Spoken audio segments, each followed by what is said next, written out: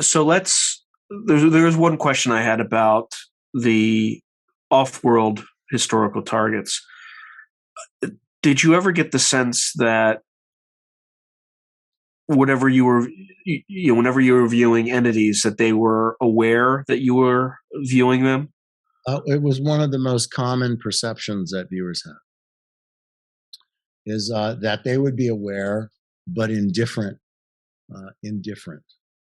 And it was, I mean, viewers would get a scattering of emotions around something like that, but the most prevalent description of it was, you know, was it aware of your presence? And the response, they didn't go into the target with that. I'm just saying it in the feedback. I would say to them, or in a small group where they're sharing their session, I would say, was this life form aware of you?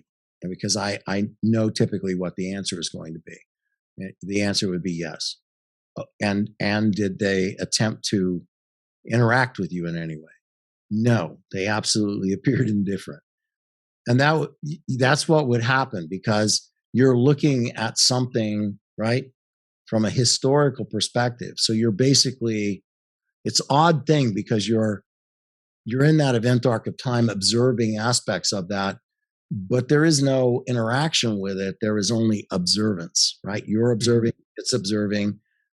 How it's observing, I don't know. I can only say that perhaps it's a parallel perception to us, maybe in a moment of daydreaming, or maybe in a moment of waking from sleep, where we suddenly, I don't know, maybe that's like a deja vu, or maybe it's like, somewhere where you have a premonition of something, or you feel like something's looking at you, or, you know what I mean? There are all kinds of descriptors that could fit that.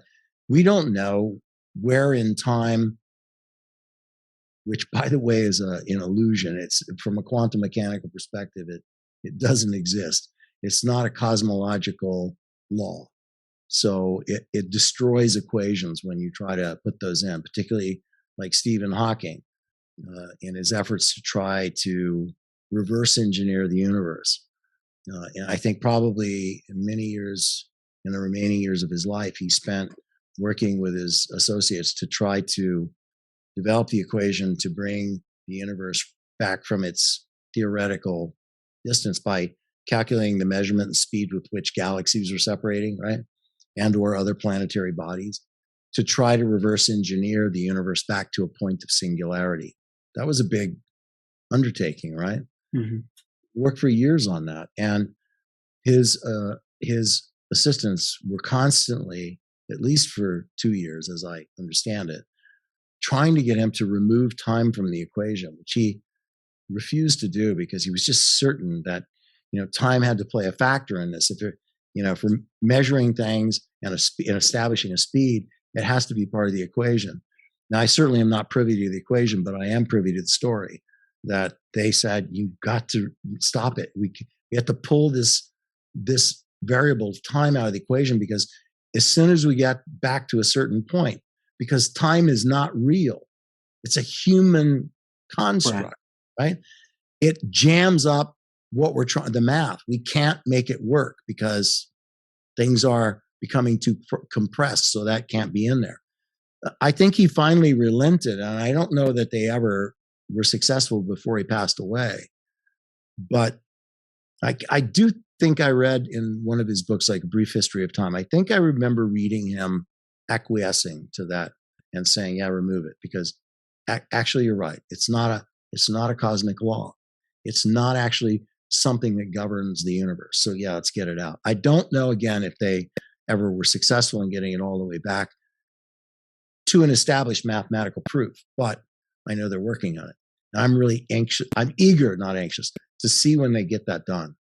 Because again, it goes back to this idea of if it came from something, if another dimension, shall we say, another universe, spewed it out. And now theories are surrounding around, like, maybe that's a black hole. Maybe that's why black holes are consuming, right? And it disappears. Perhaps it's just a theory.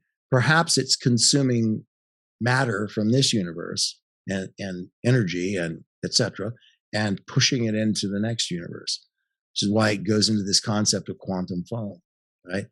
And somebody like Deepak Chopra will say, as is the micro, so is the macro. So it could be, there could be dimensions of universes after universe after universe after universe out there. It certainly would not surprise most quantum mechanic, most quantum physicists.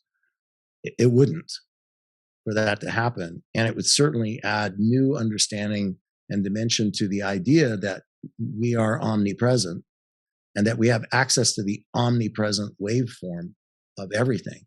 There's no reason why there would be a boundary that would stop the waveform expression of something. Perhaps there is, but there's no evidence or study to say it would. I think that's a great segue for the next episode. With that, thank you very much, Dr. Morehouse. Please join us again, everyone, in the next episode where we're going to talk about the physics of remote viewing. Thanks. You folks. If you enjoyed this video, please hit the like, subscribe, and notification buttons. Additionally, if you have any feedback, please put something in the comments below. And lastly, if you want to watch the full episode of this clip, you can find it above. Thanks again for watching.